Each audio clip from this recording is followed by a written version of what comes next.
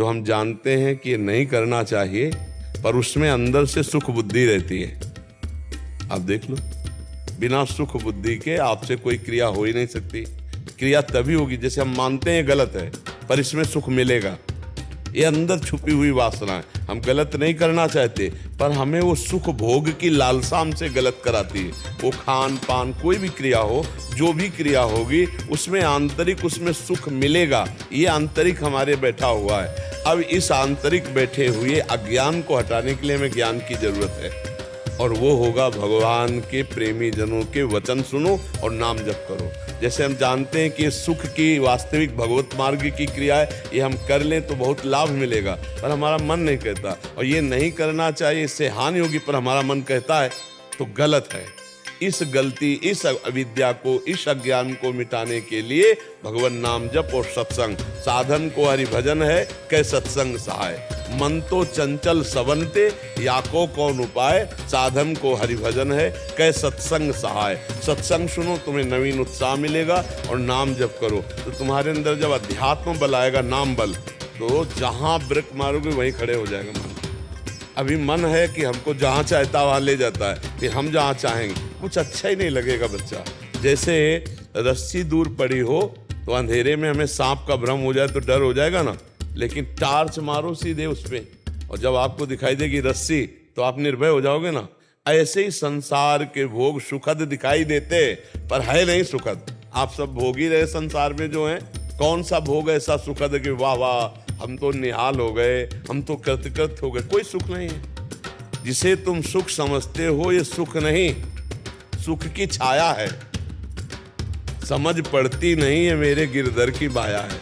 ऐसा लगता है इसमें सुख है, इसमें सुख है, इसमें सुख है, लेकिन सुख आज तक नहीं मिला। सुख मिलेगा सुख सिंधु भगवान में।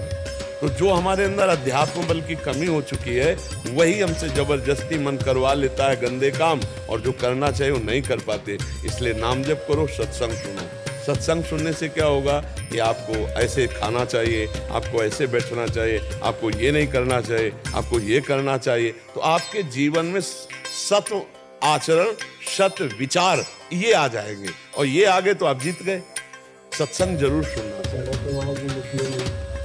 मैं तो मुस्लिम हूँ, तो मुझे अपने आप ये बताओ कि भोजन पाना होता है ना, उसमें हिंदू मुस्लिम होता है क्या? आनंद की प्राप्ति के लिए हमें हिंदू मुस्लिम देखना है क्या? क्या गंदे आचरण करना मुसलमान के उसमें मजहब में है क्या? नहीं है ना भाई। देखो, हमको ये देखना है कि हमें आनंद कैसे प्राप्त होगा। अगर आप सत्संग सुनोगे तो अच्छे आचरण, पराई माताओं बहनों की तरफ गंदी दृष्टि करना, ये अच्छा आचरण है क्या? आप विचार करो। हमारा शास्त्र कहता है आत्मना प्रतिकूलानी परेशान न समाचरित। जो हमें अच्छा नहीं लगता हम दूसरे के साथ बर्ताव। तुम्हारी बहन को कोई छेड़े तो तुम्हें अच्छा नहीं लगे, तो तुम किसी की बहन को मत छेड़ो। अच्छा, तुम्हारे शरीर को कोई कष्ट दे, तुम्हें अच्छा नहीं लगेगा, तो तुम किसी शरीरधारी को कष्ट मत दो। और नाम जप करना किस संप्रदाय में या किस धर्म में नहीं। आप देखो, आप लोग भी तो नाम जप करते हैं।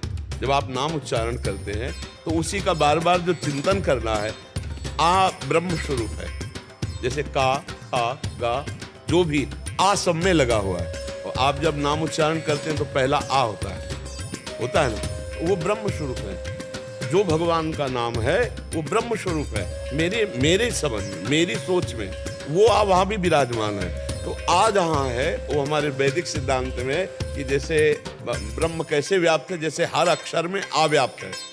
का, खा, गा, जो भी अक्षर बोलेंगे तो आ है ना, आ हर अक्षर में विराजमान है। तो आप तो पहला अक्षर ही आ बोलते हैं, नहीं बोलते? तो आप नाम जप कीजिए और अच्छे आचरण कीजिए। अच्छे आचरण वाला सदैव आनंद को प्राप्त होता है। तो क्या गंदे आचरण वाला कोई भी हो, कभी सुखी नहीं रहता। तो हम तो मतलब और ग्रंथ तो पढ़े नहीं हैं, लेकिन हम इतना जरूर जानते हैं कि जैसे जो ऊंची कोटि के महापुरुष हैं, वो सब भगवान को जो जानते हैं, वो कभी ऐसे आचरणों का आदेश नहीं करेंगे कि आप गंदा व्यभिचार करो, आप गंदे आचरण वाले बनो। मुझे लगता है ऐसा तो कोई भी महापुरुष नहीं बोलेगा किसी भी जगह का।